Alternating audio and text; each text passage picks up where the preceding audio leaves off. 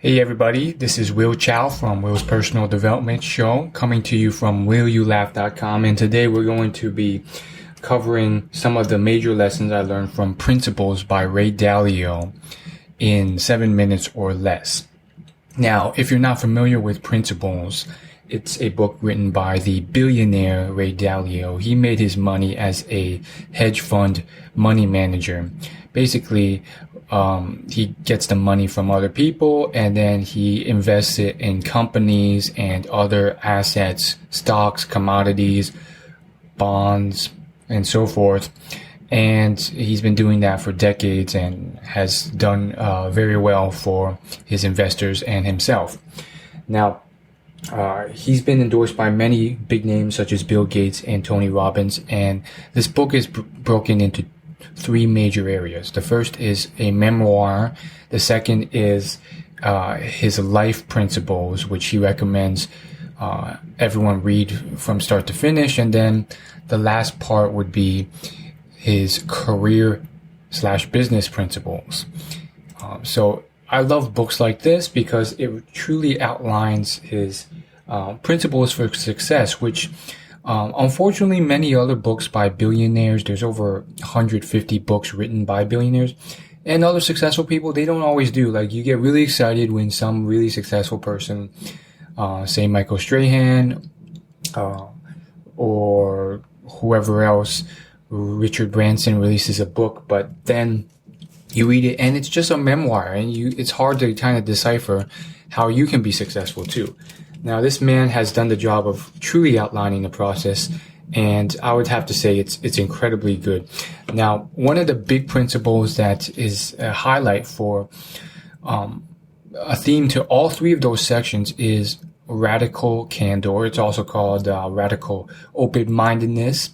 And the basic idea is that if you as an individual, as well as you as a team or an organization, can be as radically transparent and honest with each other on what you think is objectively right or wrong about a potential decision, you can become much more successful. Now, he throws a lot of fancy words, so if you're not sure what that means, it basically means you have to have a organization where everyone is able to put their ego aside and speak what's on their mind about a subject. So you get all the different potential problems with it opened up. All the holes are poked through, and therefore you can really figure out if this is the best decision to make.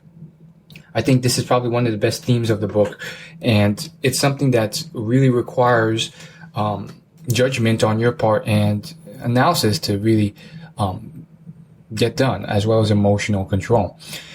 Most people are not that honest. They have their own ego and their biases. They'll hold back so they don't offend you, or they'll get offended themselves if they hear something that isn't against their opinions of it. And so the general public isn't like this, and therefore it's really important to create an organization to do this. He says one of the big points is that you can't change someone to be more open-minded. You just have to find people who are already open-minded. Closed-minded people are shut off. Until they choose to change themselves, you can't do anything about them. Don't let them into your organization or your life. So keep that in mind. It's very interesting. And of course, the next big principle is a believability weighted index. Now, what this basically means is, it's his fancy way of saying that you have to kind of weight everyone's feedback based off facts and their expertise, years of experience, credibility, and so forth. Therefore, if it's some person who's brand new to advertising giving you advertising advice, you're going to weigh that advice much less than someone who is a 20-year advertising expert and has made millions for himself and his company. So Ray is clearly a very data-driven guy, and he tries his best to visualize and quantify many of his principles with charts and diagrams, and he does this with the believability weighted index.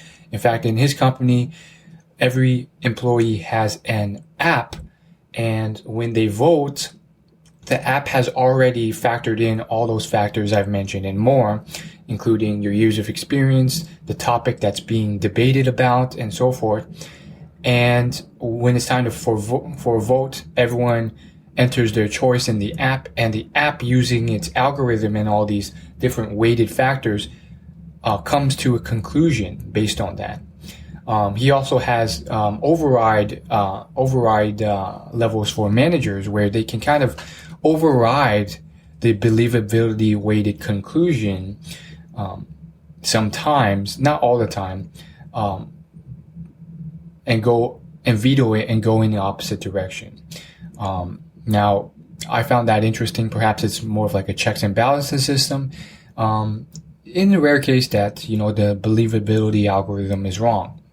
So it's a very interesting system. And I think, on a more personal level, you can take this to really improve your own life as an individual and as an employee or business owner. In which ways are you just, blindly going with your option and always thinking that you're right? Ray Dalio learned this the hard way. He was very successful when he was young, and he thought he could do no wrong. And then one day, he bet a ton of his money and on a certain future economic shift. The shift didn't happen. It went the other way, and he lost all his money. And he realized that he wasn't always right. And since then, he learned a valuable lesson that you always have to counterbalance what you think is right, because you can be wrong. So it's a very important part of the whole process. And I think the last big part of this book that I took away, that's been a constant theme of the book, is how you have to be a rational realist. You have to be realistic. And I see it very synonymous with being scientific. He really takes an approach throughout his life of just identifying what is true about the world, realizing that you don't know what's true, and using experiments and tests rather than biases to figure that out, and being realistic rather than putting your own biases in to try and shape the perception of the world towards what you hope or wish it was, rather than how it actually is.